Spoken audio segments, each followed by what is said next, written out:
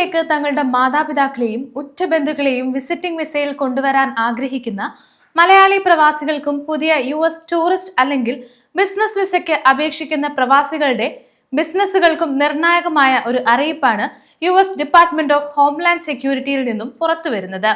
വിദേശ രാജ്യങ്ങളിൽ നിന്നുള്ള സന്ദർശകർ വിസ കാലാവധി കഴിഞ്ഞും അമേരിക്കയിൽ നിയമവിരുദ്ധമായി തങ്ങുന്നത് തടയാനായി മുൻപ് താൽക്കാലികമായി വിഭാവനം ചെയ്ത US വിസ ബോണ്ട് പ്രോഗ്രാം ഇപ്പോൾ സ്ഥിരപ്പെടുത്തുകയും കൂടുതൽ കർശനമായ ഉപാധികളോടെ നടപ്പിലാക്കാൻ തീരുമാനിക്കുകയും ചെയ്തിരിക്കുകയാണ്. ഇതനുസരിച്ച് US B1 B2 സന്ദർശക വിസയ്ക്ക് അപേക്ഷിക്കുന്ന ചില വിഭാഗം അപേക്ഷകർക്ക് പരമാവധി $20,000 വരെ അഥവാ ഇന്ത്യൻ രൂപയിൽ ഏകദേശം 19 ലക്ഷത്തിലധികം രൂപ വരെ വിസ ബോണ്ട് തുകയായി കെട്ടിവെക്കേണ്ടി വരും. ഇപ്പോൾ ഏകദേശം 50 രാജ്യങ്ങളിലെ പൗരന്മാർ ഈ ബോണ്ട് തുക കെട്ടിവെക്കേണ്ടി വരുമെന്നാണ് റിപ്പോർട്ടുകൾ പറയുന്നത്. അമേരിക്കൻ മലയാളികളുടെ കുടുംബ സന്ദർശനങ്ങളെയും സാമ്പത്തിക സുരക്ഷിതത്തെയും ഈ പുതിയ ഭേദഗതി ഏത് രീതിയിലാണ് ബാധിക്കുക എന്നതാണ് നമ്മൾ ഇന്ന് വിശദമായി നോക്കുന്നത്. അമേരിക്കൻ ഇമിഗ്രേഷൻ നിയമങ്ങളിൽ B1 B2 വിസകളിൽ എത്തുന്ന സന്ദർശകർ അനുവദിക്കപ്പെട്ട സമയപരിധിക്ക് ശേഷം തിരികെ പോകാതിരിക്കുന്ന വിസ ഓവർസ്റ്റേ പ്രവണത തടയുക എന്ന ലക്ഷ്യത്തോടെയാണ് US ഹോംലാൻഡ് സെക്യൂരിറ്റി വിഭാഗം വിസ ബോണ്ട് സമ്പ്രദായം കൂടുതൽ ശക്തമാക്കിയത്. നിശ്ചിത രാജ്യങ്ങളിൽ നിന്നുള്ള വിസിറ്റർ വിസ അപേക്ഷകരിൽ ഓവർസ്റ്റേ നിരക്ക് കൂടുതലാണെന്ന് കണ്ടെത്തുകയും ആ രാജ്യങ്ങളിലെ പൗരന്മാർ വിസ വ്യവസ്ഥകൾ ലംഘിക്കാൻ സാധ്യതയുണ്ടെന്ന് വിലയിരുത്തുകയും ചെയ്യുന്ന സാഹചര്യത്തിലാണ് ഈ സാമ്പത്തിക ജാമ്യത്തുക ആവശ്യപ്പെടുന്നത്. മുൻപ് സാമ്പിൾ ട്രെയിലറുകളായി $50,000 മുതൽ $15,000 വരെയായിരുന്നു ബോണ്ട് പരിധിയായി നിശ്ചയിച്ചിരുന്നത്. ഇപ്പോൾ പരമാവധി $20,000 ഇത് ഉയർത്തിയിട്ടുണ്ട്.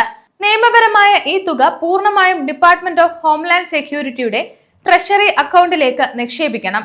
ഈ ബോണ്ട് തുക എല്ലാ വിസ അപേക്ഷകരിൽ നിന്നും ഒരുപോലെ നിർബന്ധമായി ഈടാക്കുമോ എന്ന ചോദ്യം പല പ്രവാസികൾക്കുമുണ്ട്.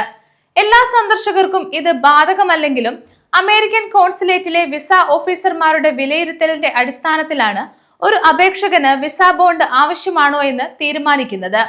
അപേക്ഷകന്റെ സാമ്പത്തിക പശ്ചാത്തലം, മാതൃരാജ്യവുമായുള്ള സാമൂഹികവും സാമ്പത്തികവുമായ ബന്ധങ്ങൾ, മുൻകാല വിദേശയാത്രാ ചരിത്രം എന്നിവ പരിശോധിച്ച ശേഷം അപേക്ഷകൻ വിസ കാലാവധി കഴിഞ്ഞ് US തുടരാൻ സാധ്യതയുണ്ടെന്ന് ഉദ്യോഗസ്ഥന് സംശയം തോന്നിയാൽ വിസ അംഗീകരിക്കുന്നതിന് മുൻപ് $5,000 മുതൽ $10,000 അല്ലെങ്കിൽ പരമാവധി $20,000 വരെയുള്ള വിസ ബോണ്ട് അടയ്ക്കാൻ നിർദ്ദേശിക്കാം.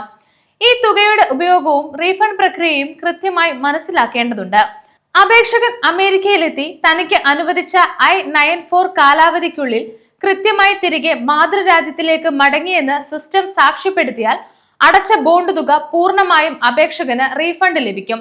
എന്നാൽ അനുവദിച്ച സമയം കഴിഞ്ഞ് 1 മാസം പോലും അധികമായി അമേരിക്കയിൽ തങ്ങുകയോ അല്ലെങ്കിൽ അനുമതിയില്ലാതെ മറ്റ് വിസ സ്റ്റേറ്റസുകളിലേക്ക് മാറാൻ ശ്രമിക്കുകയോ ചെയ്താൽ കെട്ടിവെച്ച മുഴുവൻ തുകയും കണ്ടുകെട്ടുകയും ഭാവിയിൽ അമേരിക്കയിലേക്ക് പ്രവേശിക്കുന്നതിൽ നിന്നും ആ വ്യക്തിയെ വിലക്കുകയും ചെയ്യും.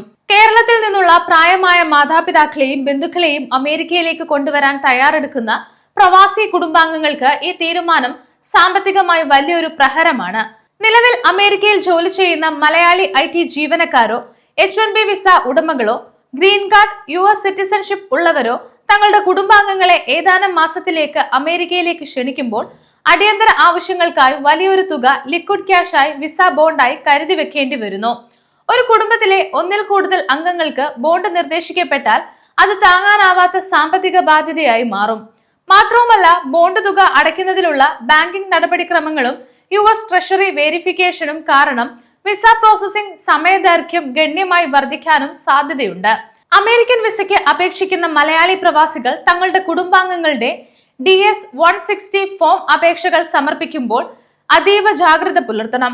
നാട്ടിലുള്ള സ്വത്ത് വിവരങ്ങൾ, സ്ഥിര വരുമാനം, പെൻഷൻ രേഖകൾ, കുടുംബ ബന്ധങ്ങൾ എന്നിവ കൃത്യമായി അപേക്ഷയിൽ രേഖപ്പെടുത്തുകയും കോൺസുലാർ ഇന്റർവ്യൂ സമയത്ത് നിശ്ചിത സമയത്തിനുള്ളിൽ തങ്ങൾ കേരളത്തിലേക്ക് മടങ്ങിയെത്തുമെന്ന് ബോധ്യപ്പെടുത്തുകയും ചെയ്താൽ വിസ ബോണ്ട് നിബന്ധന ഒഴിവാക്കി കിട്ടാനുള്ള സാധ്യത കൂടുതലാണ്. കൂടാതെ വിസ ലഭിച്ച് അമേരിക്കയിൽ എത്തുന്ന സന്ദർശകർ തങ്ങളുടെ I-94 സ്റ്റേറ്റസ് കൃത്യമായി പരിശോധിക്കുകയും മടക്കയാത്രാ ടിക്കറ്റുകൾ നേരത്തെ തന്നെ ക്രമീകരിക്കുകയും വേണം. ഏതെങ്കിലും തരത്തിലുള്ള അടിയന്തര വൈദ്യസഹായം കാരണമാണ് US തങ്ങേണ്ടി വരുന്നതെങ്കിൽ കാലാവധി അവസാനിക്കുന്നതിന് മുൻപ് തന്നെ USCIS നിന്ന് കൃത്യമായ ലീഗൽ എക്സ്റ്റൻഷൻ അപ്രൂവൽ നേടേണ്ടതുണ്ട്. അമേരിക്കയുടെ കുടിയേറ്റ നയങ്ങളും അതിർത്തി സുരക്ഷാ നിയമങ്ങളും അതീവ കർശനമായി മാറുന്ന നിലവിലെ സാഹചര്യത്തിൽ പ്രവാസി മലയാളികൾ കൃത്യമായ നിയമ വിജ്ഞാപനം കൈവരിക്കുകയും സാമ്പത്തിക ആസൂത്രണങ്ങൾ മുൻകൂട്ടി നടത്തുകയും ചെയ്യേണ്ടത് അത്യന്താപേക്ഷിതമാണ്. വിസ ഏജന്റുമാരുടെയോ ഇടനിലക്കാരുടെയോ തെറ്റിദ്ധരിപ്പിക്കുന്ന വാഗ്ദാനങ്ങളിൽ വീഴാതെ US ഡിപ്പാർട്ട്മെന്റ് ഓഫ് സ്റ്റേറ്റിന്റെ ഔദ്യോഗിക നിർദ്ദേശങ്ങൾ മാത്രം പിന്തുടരുക. വിദേശ രാജ്യങ്ങളിലെ വിസ, ഇമിഗ്രേഷൻ, സിറ്റിസൺഷിപ്പ്, സാമ്പത്തിക വാർത്തകൾ കൃത്യതയോടെ ലഭിക്കാൻ ഗ്ലോബൽ സമയം സബ്സ്ക്രൈബ് ചെയ്യുക. ഒപ്പം നിങ്ങളുടെ അഭിപ്രായങ്ങൾ താഴെ കമന്റ് ചെയ്യുക.